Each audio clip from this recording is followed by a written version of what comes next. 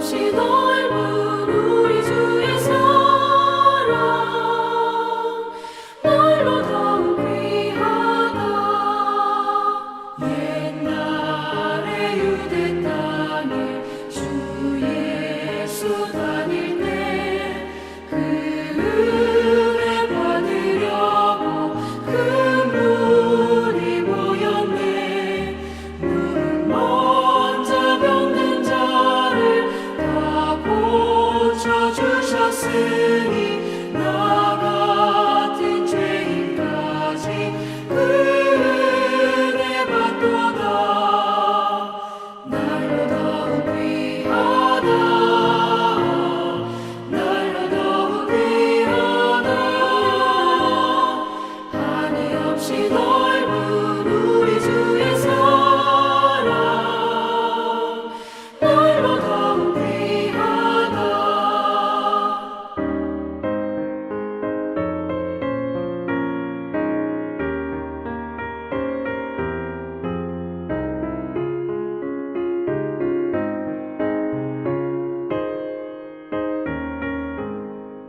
주 크신 사랑으로 만 백성 위하여 그 십자가의 고난 다 받으셨으니 그 속죄 받은 성도 큰 소리 함께 높여 온 천지 울리도록 주 찬송하리라. 날로 더욱 귀하다. 날로 더욱 귀하다. 한이 없이 넓은 우리 주의 사랑 날로 더욱 귀하다.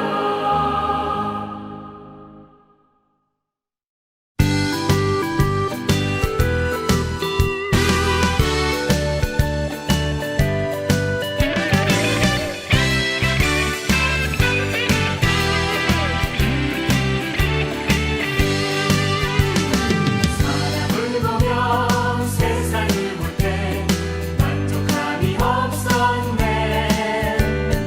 나의 하나님 그분 믿을 때 나는 만족하였네.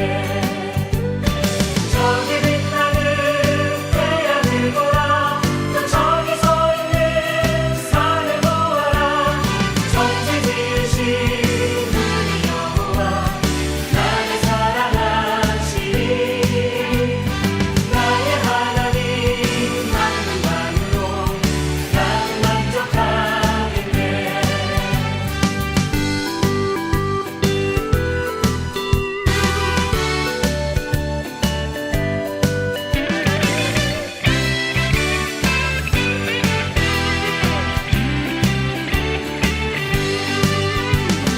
사람을 보며 세상을 볼 때 만족함이 없었네. 나의 하나님 그분 믿을 때 나는 만족하였네. 동방구나 불어라. 서북구나 불어라. 갈시밭에 백합화 예수 향기 날리니 할렐루야 아멘. 갈시밭에 백합화 예수 향기 날리니 할렐루야 아멘. 동방구나 불어라. 서북구나 불어라. 갈시밭에 백합화 예수 향기 날리니 할렐루야 아멘. 갈시밭에 백합화 예수 향기 날리니 할렐루야 아멘. 할렐루야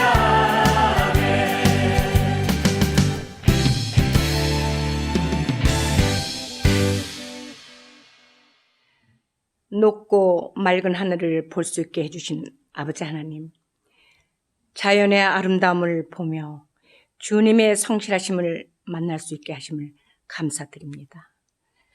산하를 통해 아름다움을 보듯 주님의 전을 통하여 저희에게 행하신 한없으신 주님의 사랑의 깊이를 다시 한번 깨닫습니다. 모든 상황 속에서도 우리를 지켜주시고 힘을 주시는 아버지 하나님을 감사와 영광과 찬양을 올려드립니다.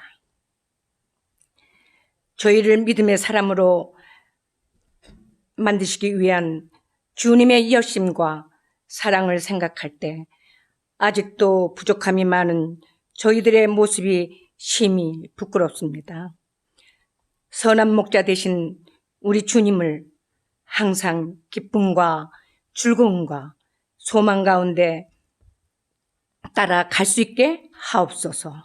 사랑의 주님, 지금도 코로나 바이러스로 인하여 너무나 달라진 환경 속에서 불만과 걱정, 염려와 근심으로 바뀌어 우리 일상생활이 전과 같이 정상으로 회복되지 못하고 있습니다.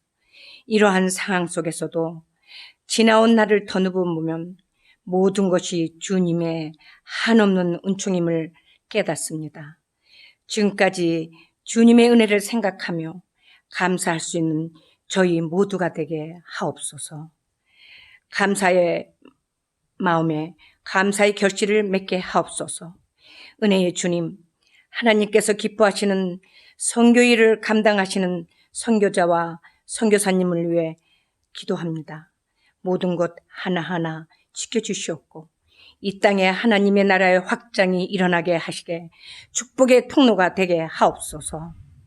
사랑의 아버지 하나님, 우리 교회를 위해 기도하시며 헌신과 봉사를 아끼지 않는 사역자 한 분 한 분을 기억하여 주시옵고 함께하여 주시옵소서.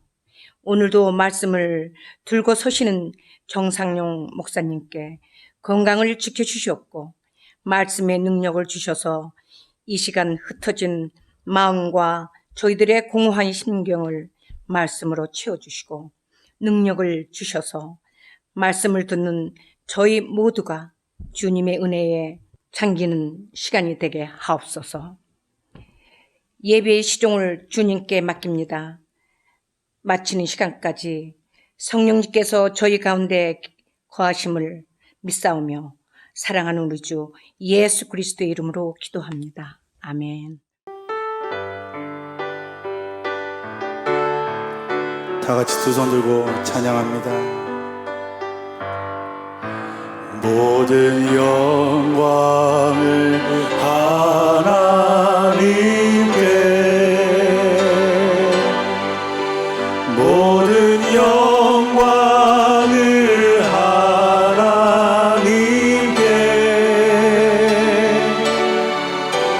온 마음과 뜻 다해 주 사모합니다. 모든 영광을 하나님께.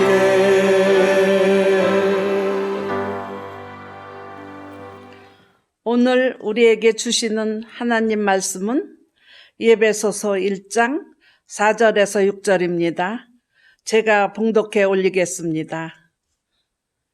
곧 창세 전에 그리스도 안에서 우리를 택하사 우리로 사랑 안에서 그 앞에 거룩하고 흠이 없게 하시려고 그 기쁘신 뜻대로 우리를 예정하사 예수 그리스도로 말미암아 자기의 아들들이 되게 하셨으니 이는 그가 사랑하시는 자 안에서 우리에게 거저 주시는 바 그의 은혜의 영광을 찬송하게 하려는 것이라.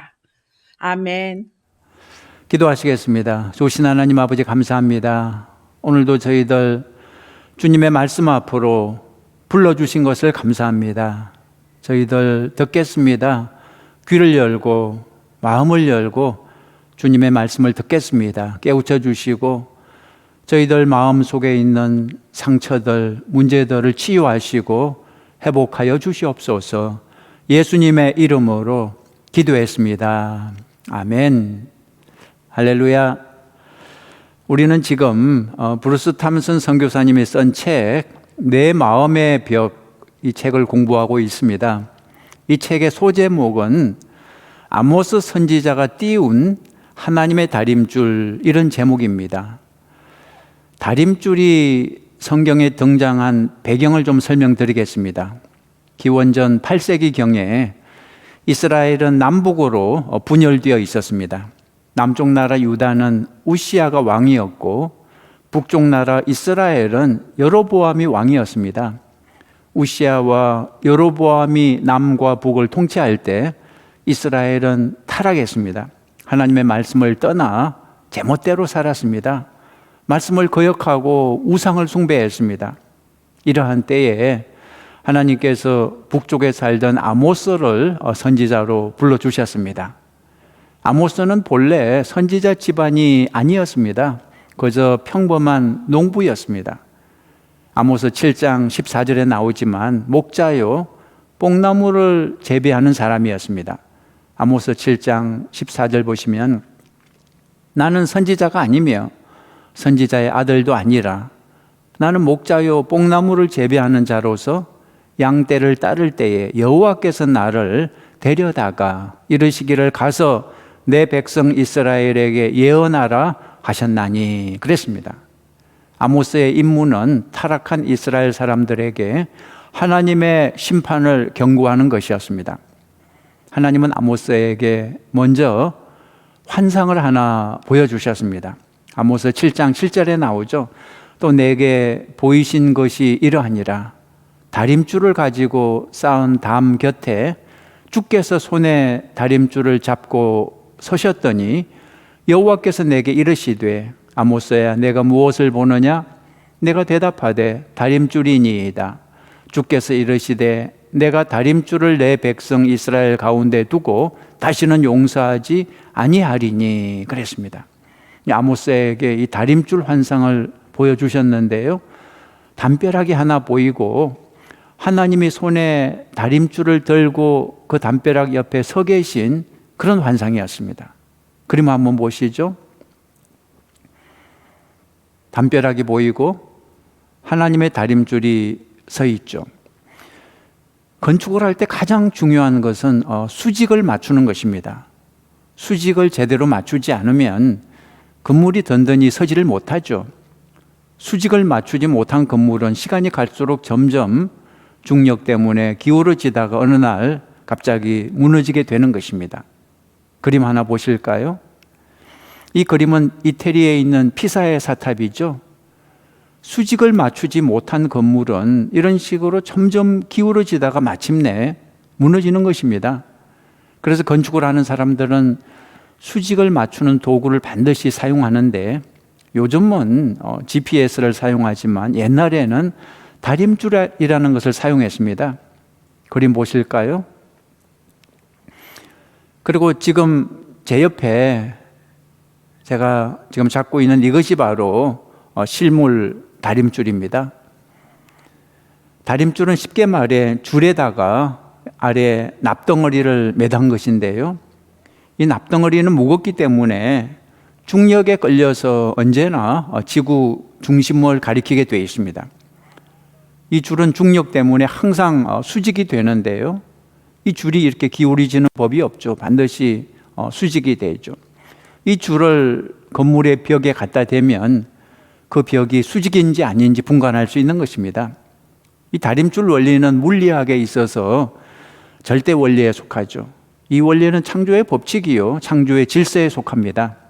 이 법칙이 있기 때문에 건물을 똑바로 지을 수 있고 또 비행기가 뜰 수 있습니다. 이 원리에 기반을 두고 자연과학은 계속 발전하고 있습니다. 그런데 사람들의 문제는 하나님이 창조하신 이 절대 원리를 따르지 않는다는 것입니다. 절대적인 하나님의 다림줄, 이 성경의 윤리를 따르지 않고 상황윤리를 따르고 있습니다. 상황윤리는 상황에 따라 이럴 수도 저럴 수도 있는 거죠. 내 욕심에 따라 이렇게도 담을 쌓고 내 두려움에 따라 저렇게도 담을 쌓는 거죠. 그래서 담을 수직으로 쌓지 못하고 삐딱하게 쌓게 됩니다. 그 결과 삐딱하게 쌓아 올린 담은 결국 무너지게 되는 거죠. 여러분 잊지 마십시오. 이 하나님의 다림줄이 절대적인 기준입니다. 우리가 하나님의 법대로 제대로 살고 있는지 확인하는 방법이 바로 이 다림줄입니다. 하나님은 아모스 당시 이스라엘 나라의 상태를 이 다림줄을 가지고 진단해 주셨습니다. 하나님의 다림줄을 딱 옆에 갖다 대니까 이스라엘의 담벼락이 이 수직에서 얼마나 벗어나 있었는지 분명히 알 수 있었습니다. 이 굽어진 상태로 삐딱하게 계속 담을 쌓으면 결국 무너지고 만다고 진단해 주신 것입니다. 하나님은 그때나 지금이나 이 다림줄을 들고 우리들 옆에 서 계십니다. 우리가 빗나갈 때마다 이 다림줄로부터 얼마나 벗어났는지 분명하게 보여주시는 거죠. 하나님의 다림줄을 따라 똑바로 서 있을 때 우리는 견고한 흔들리지 않는 삶을 살 수 있습니다. 그러나 다림줄에서 벗어나면 굽어진 삶을 살게 되고 결국은 무너지게 되는 것입니다. 지금 이 세상은 하나님의 다림줄에 대해서 전혀 알지 못하고 관심도 없습니다. 인생이라고 하는 건물을 건축하면서 그저 자기 소견에 좋은 대로 자기 마음대로 건축을 하고 있습니다. 그 결과 인생의 담들이 무너져 내리는 거죠. 인생의 담들이 흔들리고 무너지니까 뭔가 잘못된 건 아는데 어디서 뭐가 잘못되었는지 알지 못하는 거죠. 그래서 엉뚱한 데 가서 해결책을 찾고 있습니다. 요즘 유행이 심리학이죠. 막 심리학에 가서 답을 찾고, 또 어떤 사람은 불교에서 답을 찾고, 어떤 사람은 점쟁이를 찾아가는 것입니다. 분명한 것은 지금 모두가 위기를 느끼고 있다는 것입니다. 내 인생이 무너질 것 같은 위기를 느끼고 있습니다. 자, 위기를 느낄 때 사람들의 반응은 크게 두 가지입니다. 수동적인 반응과 공격적인 반응이 있습니다. 그림 한번 보실까요? 이 그림은 수동적인 반응을 보이는 사람을 그린 것입니다. 갑옷으로 무장한 이 사람을 볼 때 여러분은 어떤 생각이 떠오르십니까? 갑옷으로 무장한 이 사람을 볼 때 어떤 단어가 떠오르십니까? 이 그림을 보고 사람들이 실제로 말했던 반응들이 다음과 같습니다. 어떤 사람은 방어적이다 이렇게 대답했고요. 어떤 사람은 취약하다, 두려워한다, 수동적이다, 앞을 보지 못한다, 들을 수 없고 말할 수 없다, 외롭다, 침체되어 있다, 무기력하다, 희망이 없다. 갑옷으로 쌓인 이 사람은 문제를 해결할 마음이 전혀 없습니다. 시도해봤자 어차피 안 된다 생각하기 때문에 갑옷 속에 숨어 있는 것입니다. 이 사람이 자신을 위협하는 외부의 공격으로부터 자신을 보호하는 방법은 내 마음을 절대 열지 않는 것입니다. 마음을 열면 더 다칠까 봐 두려워하고 있는 것입니다. 자, 그 다음 그림 또 하나 보실까요? 이 그림은 공격적인 반응을 보이는 사람의 모습을 그린 것입니다. 활과 화살을 들고 있는 이 여인을 볼 때 여러분 무슨 생각이 떠오르십니까? 사람들은 이렇게 대답했습니다. 공격적이다, 부정적이다, 원망한다, 외롭다, 비판적이다, 방어적이다, 불안정하다, 두려워한다. 활과 화살을 들고 있는 이 여인은 아까 수동적인 사람처럼 방어하는 자세가 아니라 공격적인 자세를 취합니다. 여차하면 싸우겠다는 거죠. 이런 사람들이 우리 주위에 많이 있습니다. 부정적인 생각으로 무장한 사람들이 있습니다. 교회 안에는 없을까요? 교회 안에도 있습니다. 여차하면 싸우자고 덤비는 사람. 이런 사람 앞에서는 말을 못합니다. 말만 하면 그냥 꼬투리를 잡아서 공격하고 자기 뜻대로 안 되면 또 시험에 들고. 자, 지금까지 살펴본 이 수동적인 반응과 공격적인 반응은 둘 다 잘못된 것입니다. 수동적인 반응으로 갑옷을 입고 자신을 보호하든 혹은 공격적인 반응으로 활을 들고 싸울 자세를 취하든 결코 행복할 수 없고 자신을 보호할 수 없습니다. 외로움 속에서 살거나 두려움 속에서 살 수밖에 없는 것입니다. 수동적인 반응을 하는 사람은 자신의 마음속에 거절의 벽을 쌓습니다. 수동이라는 단어는 거절로 연결이 되는 거죠. 반대로 공격적인 반응을 하는 사람은 반항의 벽을 쌓습니다. 공격적인 단어는 반항으로 연결이 됩니다.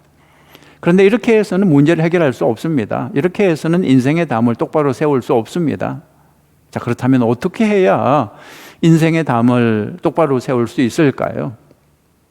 자, 인생의 담을 똑바로 세우기 위해서는 첫째, 존재론을 알아야 됩니다. 내가 누구인지 알아야 됩니다. 내가 누구인지 알아야 내 인생의 담을 똑바로 세울 수 있는 거죠. 나는 누구입니까? 나를 알기 위해서는 하나님을 먼저 알아야 됩니다. 왜냐하면 하나님의 나를 창조하셨기 때문이죠. 하나님은 나를 창조하실 때 가족으로 창조하셨습니다. 하나님의 가족으로, 하나님의 자녀로 창조했습니다. 그래서 성경을 보면 하나님의 형상대로 인간을 창조했다고 나오죠. 자녀이기 때문에 하나님의 형상, 하나님을 닮은 존재로 창조하신 것입니다. 이 세상에 존재하는 피조물 중에 하나님의 형상을 닮은 존재는 인간밖에 없죠. 오직 인간이 하나님의 자녀라는 뜻입니다. 이제 내가 누구인지 알았죠? 나는 누구입니까? 하나님의 자녀입니다. 온 세상을 주고도 바꿀 수 없을 만큼 귀한 하나님의 자녀입니다. 자, 두 번째로 알아야 할 것은 목적론입니다. 목적론. 내가 왜 사느냐 하는 것입니다. 나는 왜 살아야 할까요?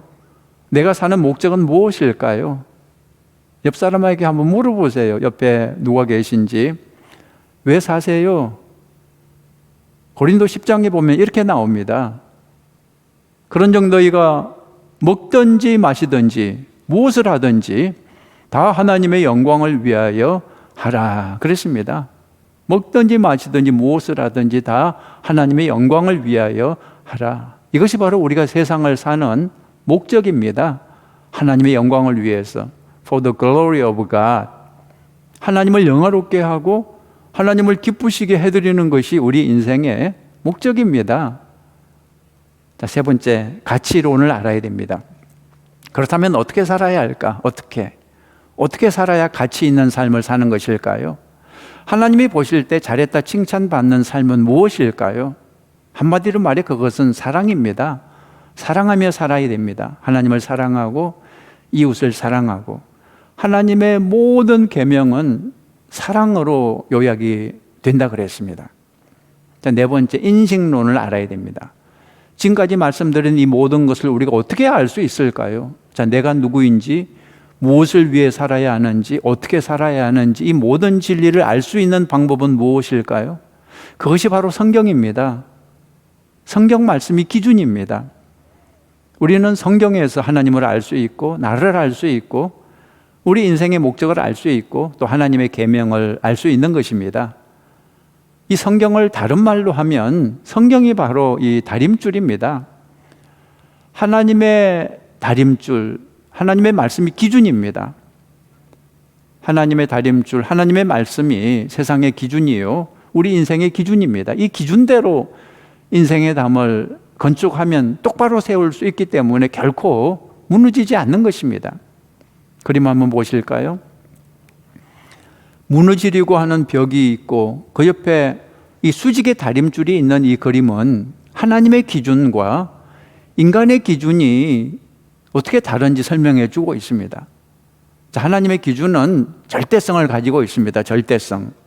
하나님의 기준이 법이요, 질서입니다. 이 질서를 따를 때 우리 인간은 행복하고 자유를 누리게 되는 것입니다. 진리 안에서 자유를 누리게 되는 거죠. 반면에 인간의 기준은 상대성을 가지고 있습니다. 사람마다 다 달라요. 이것은 하나의 견해일 뿐입니다. 내 견해, 내 소견을 따라 살 때 인생은 혼돈에 빠지고 죄의 노예 생활, 속박을 당하게 되는 것입니다. 하나님이 우리의 기준이 되지 않을 때 우리 인생의 담은 그림에서 보듯이 구부러지고 결국은 무너지게 되는 것입니다. 제가 스토리 하나를 들려드리겠습니다. 탐선 박사가 폴란드에 잠깐 머물면서 사역할 때 경험한 일입니다. 숙소 건너편에 울창한 숲이 있었는데요. 하루는 그 숲을 산책했습니다. 산책. 숲이 얼마나 울창한지 그리고 얼마나 아름다운지 넋을 잃고 산책을 했습니다. 한참을 정신없이 걸었는데 마침내 길을 잃고 말았습니다. 기억을 더듬어서 좀 익숙해 보이는 길로 무작정 걸었습니다. 그런데 점점 낯선 숲속으로 더 깊이 들어갔습니다. 나중에는 완전히 길을 잃어버렸습니다. 전혀 짐작할 수 없는 위치에 있었습니다. 이제는 길을 찾을 수 있는 소망 1%도 없었습니다. 너무나 낙심되어서 하늘을 쳐다봤습니다. 높이 솟은 나무들 사이로 하늘에 떠 있는 조각 구름이 보였습니다. 그때 머릿속에 이런 생각이 떠올랐어요. 하나님은 아시겠지. 하나님은 지금 내가 어디에 있는지 아시겠지. 하나님께 물어보자. 하나님이 가르쳐 주실 거야. 탐선 박사는 기도하면서 그때 하나님이 느낌을 주시는 대로 그 길을 따라 걷기 시작했습니다. 처음에 어떤 오솔길로 내려갔고 계속해서 그 다음 길로 걸어갔습니다. 하늘에 계신 아버지 하나님과 즐거운 게임을 하는 기분이었습니다. 주님을 신뢰하고 찬양하면서 걸었습니다. 그렇게 걷다 보니까 놀랍게도 숙소가 보였습니다. 이 사건을 통해 탐선 박사는 큰 교훈을 얻었습니다. 인생의 길을 잃었을 때 길을 찾는 비결은 하나님께 돌아가는 것이라는 교훈이었습니다. 다른 정보에 의지하지 말고 하나님께 의지하라는 교훈이었습니다. 건물 검사원이 다림줄을 사용해 건물이 안전한지 평가하는 것처럼 하나님도 우리의 인생이라는 건물을 평가하기 위해 이 다림줄을 사용하는 것입니다.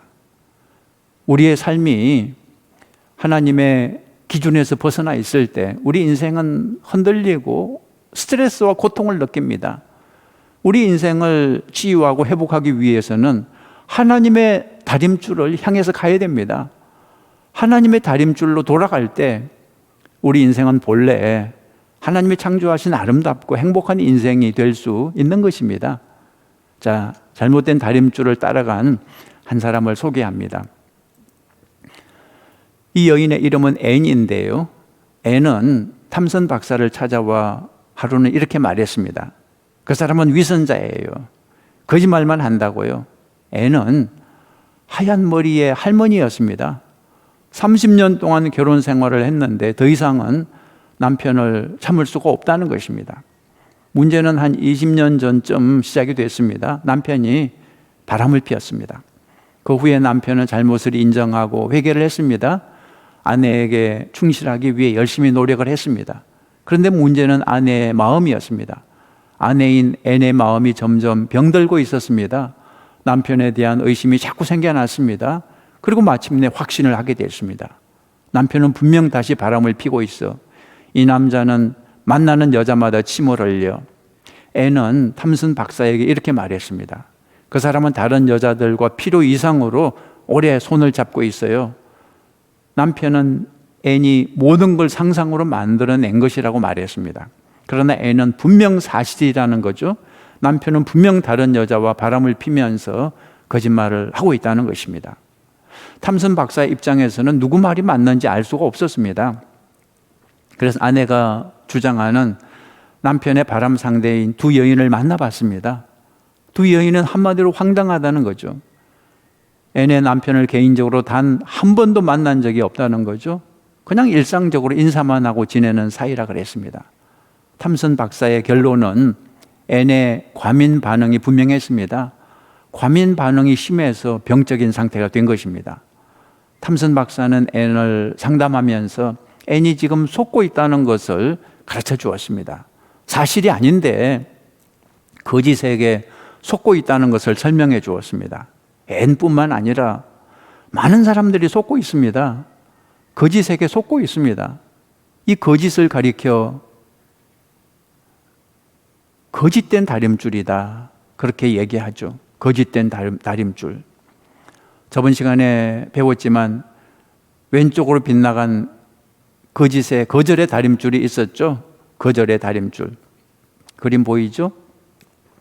또 오른쪽으로 빗나간, 이번에는 또 반항의 다림줄이 있었죠. 반항의 다림줄.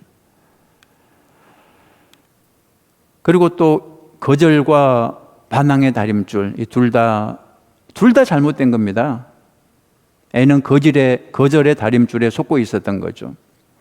남편이 앤을 속이고 바람을 핀 것은 애에게 거절의 상처를 준 것입니다. 애는 그 거절의 다림줄을 따라갔습니다. 거절의 다림줄이 인도하는 대로 계속 따라갔기 때문에 남편을 계속 의심하게 됐고 남편을 더 이상 신뢰할 수 없었던 것입니다.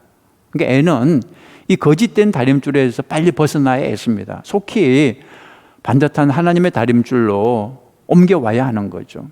하나님의 다림줄 그림 한번 보시죠. 양쪽에 있는 것이 이 거절과 반항의 다림줄이고요. 이 가운데 있는 것이 하나님의 다림줄입니다. 거절과 반항의 다림줄은 거짓의 다림줄이고 하나님의 다림줄이 참 다림줄입니다. 거짓의 다림줄을 떠나 속히 하나님의 다림줄로 돌아와야 하는 거죠. 그런데 여러분, 사람들은 왜 거짓의 다림줄을 따라갈까요? 사람들이 거짓의 다림줄을 따라가는 세 가지 이유가 있습니다. 자, 인생을 왜곡시키는 세 가지가 있습니다. 인생을 왜곡시키는 세 가지. 첫 번째, 인생을 왜곡시키는 세 가지 중에 첫 번째는 무지입니다. 무지. 몰라서 거짓의 다림줄을 따라가는 사람들이 많이 있다는 것입니다. 여러분, 몰라서 잘못된 길로 가는 것도 죄가 되는 거죠. 법을 어기다가 경찰에 걸리면 이렇게 말하는 사람이 있습니다. 내가 몰라서 그랬어요. 스톱 사인이 있는 줄 몰랐다고 변명하면 경찰이 봐줄까요? 몰라서 그랬으니까 오케이, 무죄, 죄 없다고 해줄까요? 그렇지 않습니다. 몰라서 잘못한 것도 죄가 되는 것입니다. 많은 사람들이 몰라서 잘못된 길로 가고 있습니다. 성경을 모르니까, 또 하나님을 모르니까, 그리고 자신을 모르고, 그리고 또 왜 살아야 하는지, 어떻게 살아야 하는지 몰라서 인생을 잘못 살아가고 있는 것입니다. 자, 두 번째로 인생을 왜곡시키는 것은 치유되지 않은 상한 감정입니다.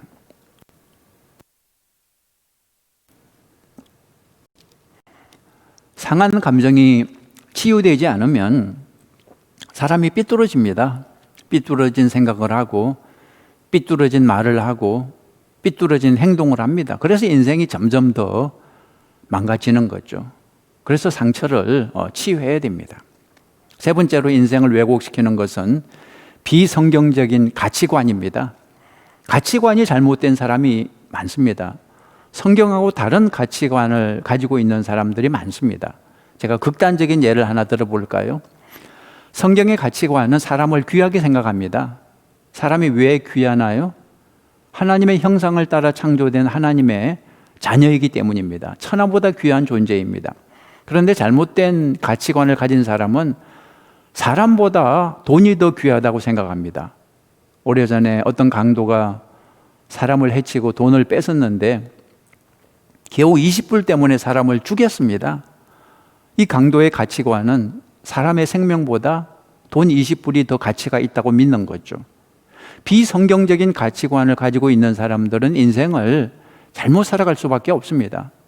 최근에 아프간에서 어떤 아버지가 자기 딸의 눈을 실명시킨 사건이 있었습니다. 왜 그렇게 했냐 하면 딸이 취직을 했는데 여자는 집에 있어야지 직장에 나가서는 안 된다. 이런 가치관을 아버지가 가지고 있었습니다. 그래서 탈레반을 시켜서 딸의 눈을 찌르게 했습니다. 그 결과 딸은 두 눈을 실명하고 말았습니다. 사진 보이죠? 실제로 있었던 사건입니다.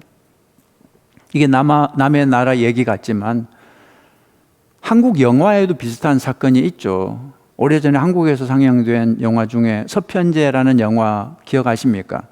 한국의 전통 판소리를 주제로 한 영화였습니다. 이 영화에 나오는 아버지도 어린 딸의 눈을 멀게 하는데 딸에게 아픔과 한을 심어주어서 판소리를 잘하게 만들기 위해서였습니다.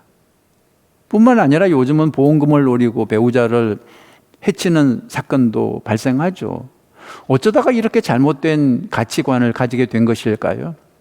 이 가치관은 경험과 교육을 통해 생기는 건데 우리 주변에는 이 거짓 가르침을 주는 사람들이 많습니다. 성경은 이 사람들을 가리켜 거짓 선지자라고 말합니다. 거짓 선지자가 거짓 가르침, 거짓 메시지를 주는 거죠. 마태복음 24장을 보면 세상 종말이 가까워지면 다음과 같은 징조가 있을 것이라 그랬습니다. 마태복음 24장 24절, 거짓 그리스도들과 거짓 선지자들이 일어나 큰 표적과 기사를 보여 할 수만 있으면 택하신 자들도 미혹하리라 그랬습니다. 마지막 때는 온갖 거짓이 판을 칩니다. 그래서 마지막 때는 목사라고 다 믿을 수 없고요, 장로라고 다 믿을 수 없고, 심지어 성령 사역이라고 다 믿을 수 없습니다. 교회라고 다 믿을 수 없습니다. 가짜가 너무 많기 때문입니다. 고린도후서 11장 14절에 사탄도 자기를 광명의 천사로 가장하나니 그랬습니다. 구약 성경 에스겔서에 보면 거짓 선지자가 있습니다. 하나님의 말씀이 아닌데 하나님의 말씀이라고 거짓으로 선포하는 선지자에 대해서 하나님이 진노하시는 내용이 나옵니다. 에스겔 13장 13절, 그러므로 나 주 여호와가 말하노라. 내가 분노하여 폭풍을 퍼붓고 내가 진노하여 폭우를 내리고 분노하여 큰 우박 덩어리로 무너뜨리리라. 회칠한 담을 내가 이렇게 허물어서 땅에 넘어뜨리고 그 기초를 드러낼 것이라. 담이 무너진 적 너희가 그 가운데에서 망하리니 나를 여호와인 줄 알리라.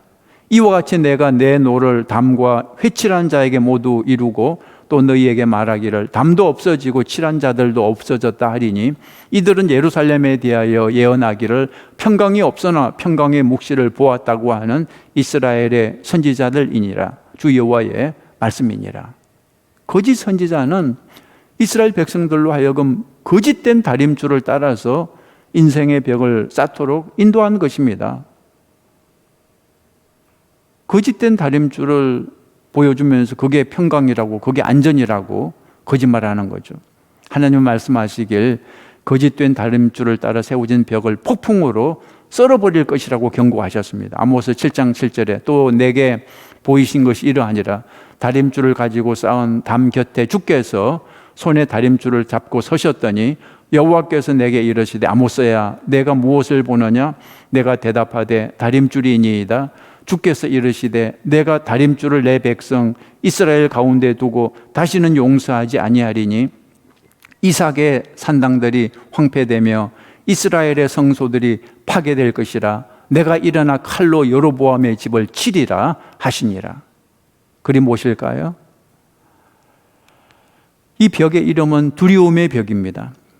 그림에 보이는 사람은 지금 자신이 쌓아 올린 두려움의 벽 뒤에 숨어 있습니다. 왜 두려움의 벽을 세웠을까요? 상처를 받았기 때문입니다. 더 이상 상처를 받지 않기 위해 두려움의 벽을 높이 세운 거죠. 그런데 문제는 이 벽에 자신이 갇혀 있다는 것입니다. 다른 사람과 따뜻한 교제를 나눌 수 없습니다. 혼자 외롭습니다. 우울증에 빠지게 됩니다. 자기를 공격한 사람들을 향해 뿌리 깊은 분노와 원망의 감정을 가지고 있습니다. 이 사람은 두려움의 벽 세우는 방법을 어떻게 배우게 됐을까요? 누가 두려움의 벽을 세우라고 말해 주었을까요? 바로 거짓 선지자들이었습니다. 거짓 선지자들로부터 가르침을 받은 거죠. 자, 거짓 선지자들은 구체적으로 누구일까요? 우리 주변의 거짓 선지자들은 누구의 모습으로 나타날까요? 다양한 모습으로 나타납니다.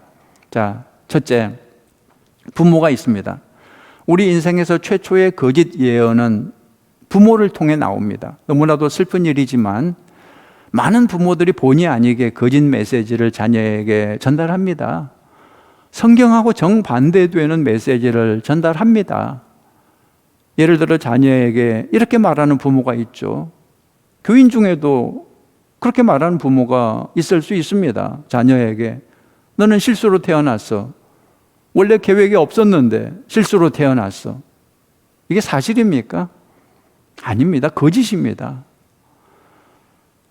성경적으로 볼 때 이 세상에 실수로 태어난 인생은 없습니다. 부모가 계획하지 않아도 하나님이 계획하신 것입니다. 실수로 태어났다고 자녀에게 말하면 거짓 메시지를 전달하는 것입니다. 어떤 엄마는 딸 줄리에게 이렇게 말했습니다. 너는 악하고 나쁜 계집애야. 하나님은 너를 미워해. 이게 사실입니까? 아닙니다. 거짓입니다. 하나님은 줄리를 사랑하십니다. 하나님은 줄리를 착하고 아름답게 창조했습니다. 그런데 엄마를 통해 거짓 메시지를 받게 된 거죠. 줄리는 엄마가 전달한 거짓 메시지를 믿었습니다. 그래서 자신을 미워하고 증오했습니다. 오랫동안 우울증을 겪었습니다. 줄리의 엄마가 바로 거짓 선지자 역할을 한 거죠.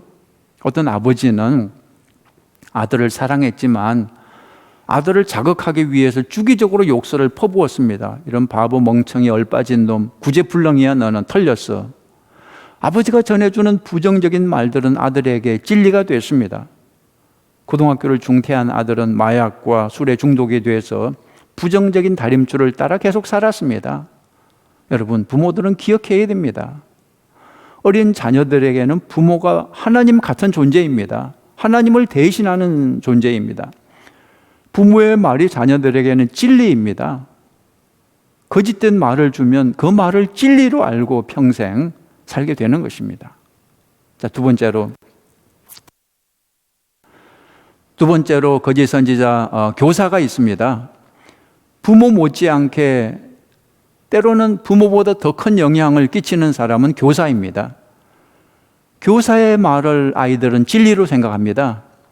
너무나 큰 비극은 우리 아이들이 하나님을 부인하는 교사로부터 배우고 있다는 거죠. 아무리 교회에서 하나님을 배워도 학교에서 훨씬 더 많은 시간을 보내는 학교에서 교사가 하나님을 부인하면 아이들은 교사의 가르침을 진리로 받아들이는 것입니다. 우리 아이들이 부모를 떠나 대학에 가면 교수들의 가르침을 진리로 받아들입니다. 그동안 가정에서 교회에서 배웠던 진리를 버리고 대학 교수들이 가르치는 것을 진짜 학문이요 진리로 받아들이는 것입니다. 그래서 많은 자녀들이 대학에 들어가면서 하나님을 떠나는 것입니다. 뭐 좋은 교사도 간혹 있지만 나쁜 교사가 많이 있는 게 현실입니다.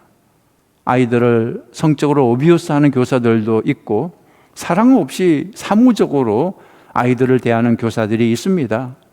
아이들의 인종이나 부모의 재력으로 차별하는 교사들도 있습니다. 선생님으로부터 거짓 메시지를 받은 아이들은 그것이 진리인 줄 알고 일평생 거짓된 길로 따라가게 되는 것입니다. 자, 세 번째로 거짓 선지자 또래 집단이 있습니다. 피어 프레셔라는 말을 우리가 잘 알고 있죠.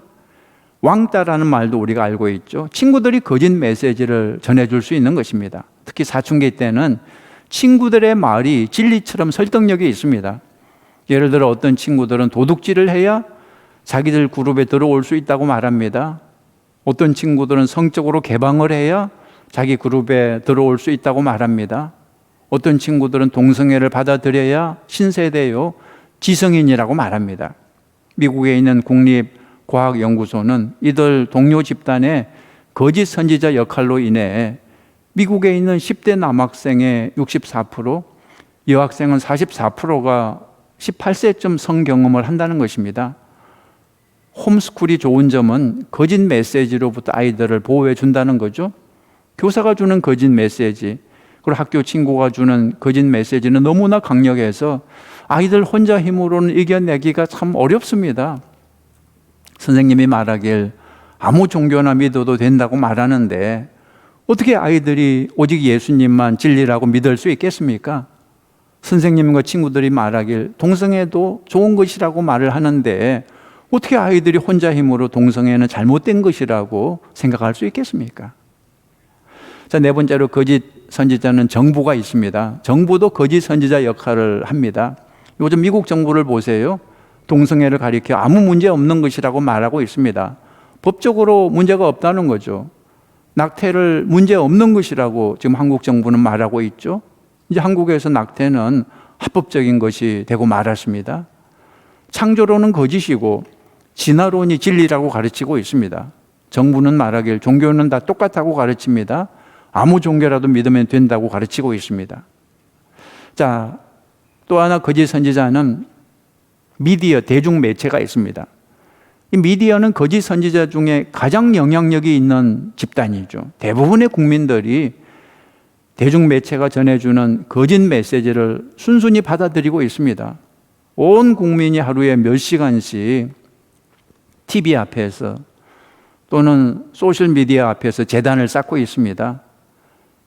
윌리엄 니처 박사의 통계 자료에 의하면 보통 미국 초등학교 아이들은 TV 게임 이런 걸 통해서 연간 1만 2천 번 폭력 장면을 보고 있다는 거죠.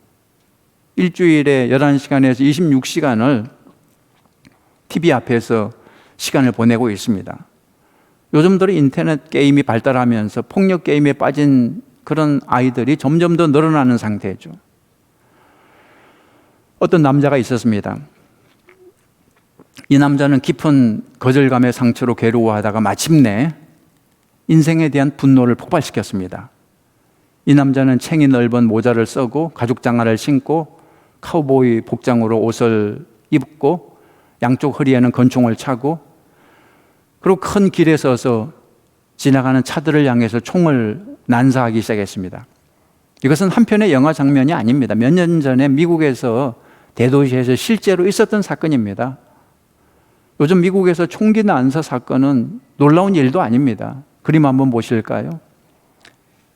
2018년 1월부터 10월까지 미국에서 총기 난사 사건이 발생한 지역의 그림입니다. 무려 47,220번의 총기 사고가 있었고 11,984명이 죽었습니다. 이 숫자는 점점 더 늘어나고 있습니다. 그럼에도 불구하고 정부에서는 이 문제를 해결하려고 하지 않죠. 총기 규제를 하지 않습니다. 6번째, 거짓 선지자 교단이 있습니다. 교단도 거짓 메시지를 전해질 수 있습니다. 현재 미국에서 장로교단은 동성애를 찬성했죠. 우리 연합감리교회는 아직 동성애를 반대하고 있습니다. 아직까지 동성애 목사는 목사 안수를 공식적으로 받을 수 없습니다. 동성애 부부를 위해 혼인 주례를 할 수도 없습니다. 그러나 우리 연회를 비롯해 미국에 있는 연합감리교회는 이미 70% 이상이 동성애를 찬성하고 있습니다. 그래서 아마 내년 총회가 열리면 이제 동성애 찬성 교단과 반대 교단으로 분리가 될 것 같습니다. 자, 마지막으로 하나만 더 말씀드립니다. 거짓 선지자, 마음이 있습니다. 우리의 마음도 거짓 선지자 역할을 할 수 있습니다. 사람들은 자기 마음의 소리를 진리라고 오해합니다. 마음의 느낌이 오면 진리라고 생각합니다. 그러나 마음은 우리를 속일 수 있습니다. 우리 마음은 악한 세력들에게 쉽게 점령당할 수 있습니다. 그래서 마음의 느낌을 믿으면 안 됩니다. 하나님의 말씀을 믿어야지 느낌을 믿으면 안 됩니다. 말씀을 따라 살아야지 느낌을 따라 살면 거짓된 담을 쌓게 되는 거죠. 마지막으로 하나 더 말씀드립니다. 마귀가 있습니다. 마귀. 거짓 선지자 중에 극치가 마귀입니다. 마귀의 본질은 거짓이죠. 요한복음 8장 44절에 너희는 너희 아비에게서 났으니 너희 아비의 욕심대로 너희도 행하고자 하느니라. 그는 처음부터 살인한 자요 진리가 그 속에 없으므로 진리에 서지 못하고 거짓을 말할 때마다 제 것으로 말하나니 이는 그가 거짓말쟁이요 거짓의 아비가 되었음이라 그랬습니다. 마귀를 가리켜 거짓말쟁이요 거짓의 아비라 그랬습니다. 자, 오늘은 여기까지만 하겠습니다. 이 거짓 선지자 마귀에 대해서는 다음 시간에 좀 더 자세히 말씀을 드리겠습니다. 우리 이 시간에 기도하는 시간을 좀 가졌으면 좋겠습니다. 지금까지 여러분의 인생을 한번 눈을 감고 돌아보시죠. 지금까지 어떻게 살아오셨습니까? 지금까지 어떤 인생의 담을 쌓아오셨습니까? 혹시 거짓 선지자들에게 속지 않았습니까? 부모님이 여러분을 속이지 않았습니까? 교사가 여러분을 속이지 않았습니까? 부모로부터 혹은 교사로부터 혹은 친구로부터 받은 그 상처 때문에 거절의 담을 쌓거나 혹은 반항의 담을 쌓거나 그 담 뒤에 숨지 않았습니까? 새로운 상처를 받을까 봐 두려워서 숨지 않았습니까? 과거와 똑같은 상처를 받을까 봐 자꾸 사람과의 진실한 관계를 피하지 않았습니까? 여러분, 만약에 그렇다면 이제는 결단하고 빛으로 나와야 됩니다. 이제 말씀으로 나와야 됩니다. 이 하나님의 말씀이 진리입니다. 하나님의 말씀이 참 다림줄입니다. 이제 말씀의 눈으로 여러분 자신을 보시고 하나님의 말씀이 이렇게 말합니다. 하나님이 세상을 이처럼 사랑하사 독생자를 주셨으니 사랑하사 나는 너를 사랑한다 그런 뜻입니다. 하물며 너희일까 보냐 자녀인데 나는 너를 사랑한다. 이사야 43장에 야곱아 너를 창조하신 여호와께서 지금 말씀하시느니라 이스라엘아 너를 지으신 이가 말씀하시느니라 너는 두려워하지 말라 내가 너를 구속하였고 내가 너를 지명하여 불렀나니 너는 내 것이라 내 것이라 그랬습니다. 너는 내 것이라 내 아들이다 내 딸이다. 나는 너를 포기하지 않을 거야. 십자가에 달려 죽는 한이 있어도 너를 구원할 거야. 이것이 하나님 아버지의 마음이고 또 그렇게 하셨습니다. 너보다 귀한 것은 세상에 없다. 세상을 다 준다 해도 나는 너를 포기하지 않을 거야. 너는 천하보다 귀한 나의 자녀야. 이것이 하나님의 말씀입니다. 하나님의 말씀이 진리입니다. 여러분 거짓 다림줄에 속지 말고 하나님의 다림줄로 돌아오시기 바랍니다. 우리 기도하는 시간 갖겠습니다. 기도하겠습니다.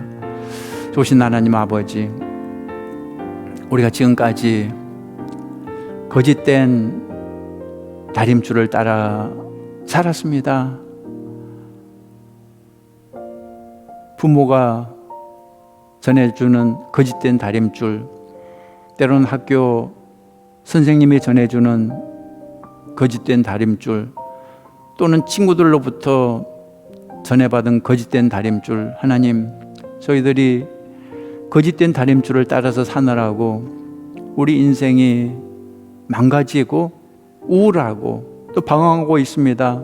흔들리고 있습니다. 오늘 말씀을 통해서 깨우쳐 주신 것을 감사드립니다.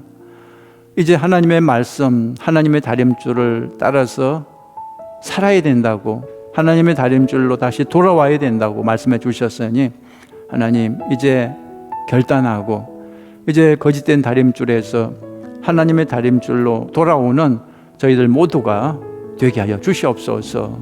한 사람도 잘못된 인생의 담을 쌓지 않고 반듯하게 하나님의 말씀을 따라서 인생을 쌓아나갈 수 있도록 인도하여 주시옵소서. 예수님의 이름으로 기도했습니다. 아멘. 아멘. 할렐루야. 광고 말씀 한두 가지 드리겠습니다. 여러분 출석 댓글 꼭 달아주시기 바랍니다. 그래야 이 내적 치유 성경 공부 여러분들이 잘 참석하고 있다는 확인을 할 수 있으니까 출석 댓글 꼭 달아주시기 바랍니다. 그리고 계속해서 공동체 성경 읽기, 계속해서 창세기에서 요한계시록까지 같이 갈 수 있기를 바랍니다. 그리고 이번 주일부터, 돌아오는 주일부터 이제 대강절이 시작됩니다. 애드벤트 대강절, 예수님을 기다리고 예수님을 사모하는 그런 기간이 되시기 바랍니다. 주님의 이름으로 다시 한번 사랑하고 축복합니다. 특별히 건강 조심하시기 바랍니다. 우리 자리에서 다 일어나시겠습니다.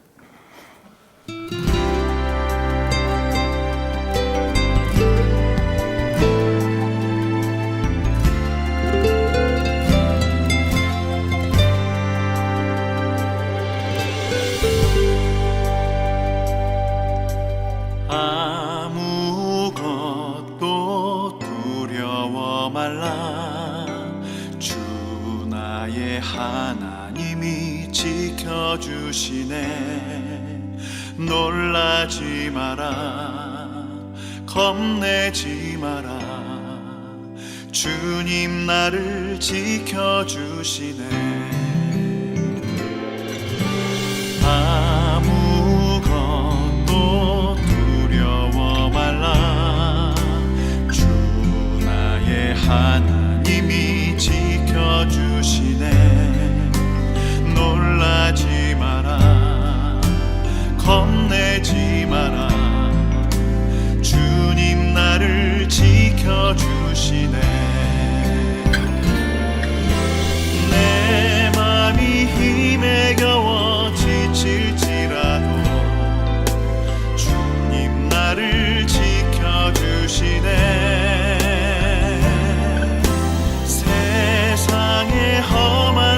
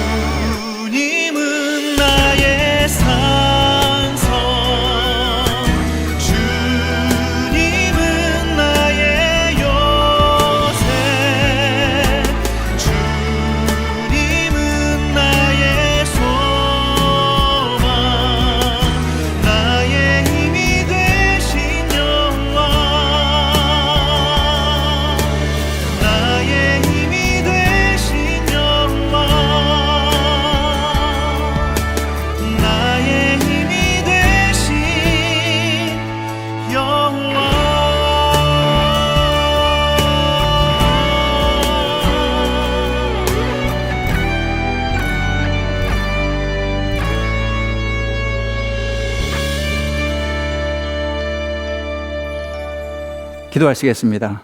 이제는 우리를 구원하시기 위해서, 우리를 치유하기 위해서 우리를 찾아오시고 우리 대신 죽으신 예수 그리스도의 은혜와 아버지 하나님의 무한하신 사랑과 성령님의 도우심이 오늘 말씀을 받고 이제 하나님의 다림줄로 돌아오기로 결단한 우리 모두 위에, 우리 가정 위에, 자녀들 위에 지금부터 영원까지 함께 하시기를 간절히 축원하옵나이다. 아멘.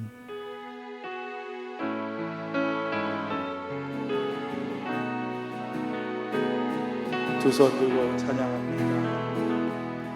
두 손 들고 찬양합니다.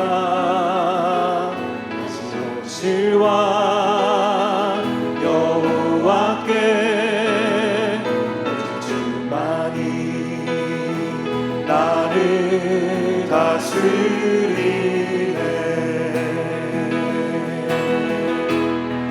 나 주님만을 섬기리. 헛된 마음